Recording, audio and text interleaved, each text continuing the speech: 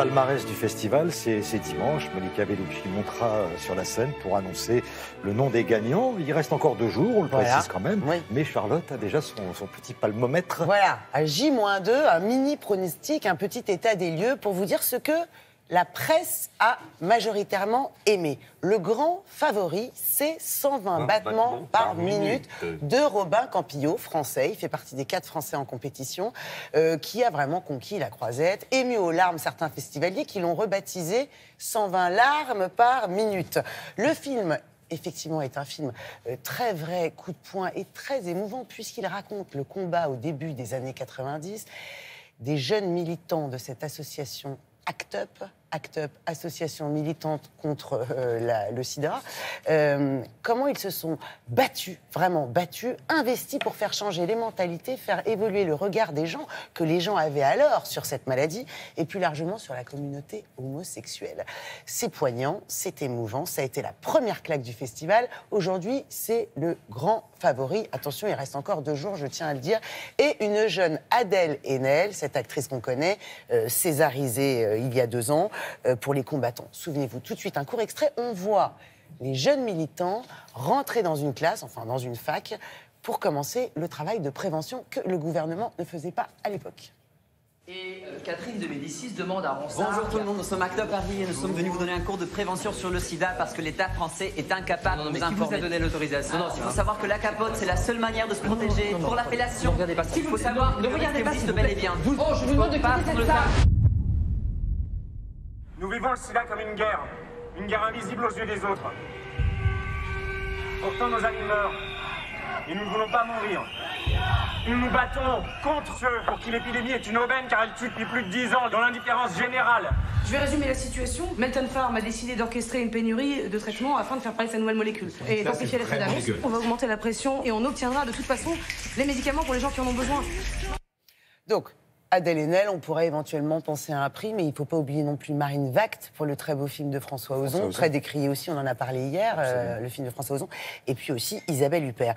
Deuxième film, Qui divise, acclamé par certains, boudé par d'autres, un film qui divise à Cannes, ça sent très bon aussi pour un prix. Faute d'amour, Loveless, du russe Andrei j'ai du mal décidément, Zviagintsev, 53 ans, grand habitué du Festival de Cannes, déjà primé sur la croisette, portrait au vitriol de la Russie de Poutine aujourd'hui, à travers l'histoire d'un couple, au début du film, qui se déchire, qui divorce, et qui passe plus de temps à s'insulter plutôt qu'à prêter attention à leur fils unique de 12 ans, Alyosha, martyrisé, puisque tous les soirs, derrière la porte, il entend ses parents se disputer.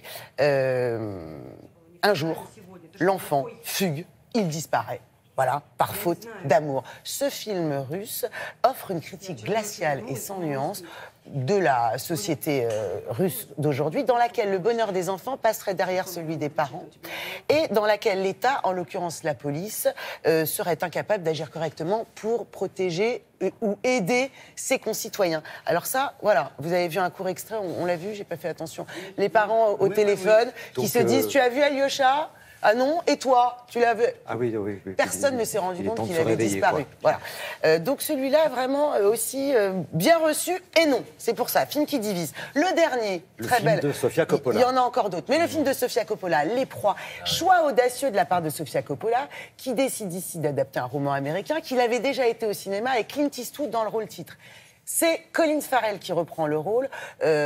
Aux côtés de, attention quand même, Nicole Kidman, Kristen Dunst et les Fanning.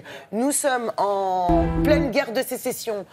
Un soldat blessé, Colin Farrell, il est nordiste, échoue dans une forêt en pleine Virginie du Sud.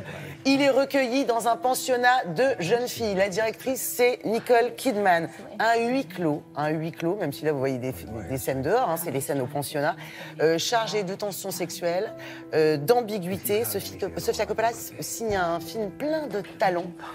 Qui fait la part belle à la toute puissance des femmes, donc forcément ça m'a plu. Et là aussi, très très bel accueil.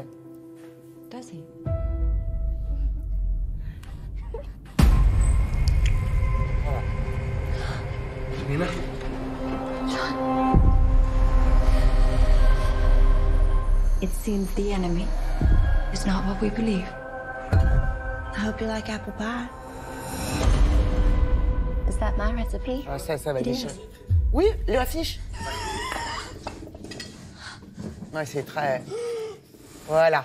Nicole Kidman, ce regard qui en dit long. Bon, on n'oublie pas, Charlotte, hier soir, Good Time des frères Safdie avec Robert Pattinson, la star. Les frères Safdie, figure du cinéma indépendant américain qui reviennent ici avec une grosse star. Film noir de gangster, on parle de Scorsese, on parle de Cassavetes, dans lequel Robert Pattinson campe un gangster qui va tout faire pour faire sortir son frère de prison suite à un braquage qui a mal tourné. Il paraît-il que l'acteur est exceptionnel. Ça, c'était hier soir. Pattinson qui efface totalement ses compositions de Twilight. Ah ouais, on est très loin maintenant. Merci beaucoup. Bon, un rendez-vous dimanche pour le palmarès, puis on s'en reparlera après. On verra si vous aviez raison. Merci beaucoup. Merci à tous les trois. Vous étiez formidables. Oui. Vraiment, tous sauf un. Ouais, bon, oui, la vanne habituelle. Je crois que c'était vous. Oh, oui. C'est drôle.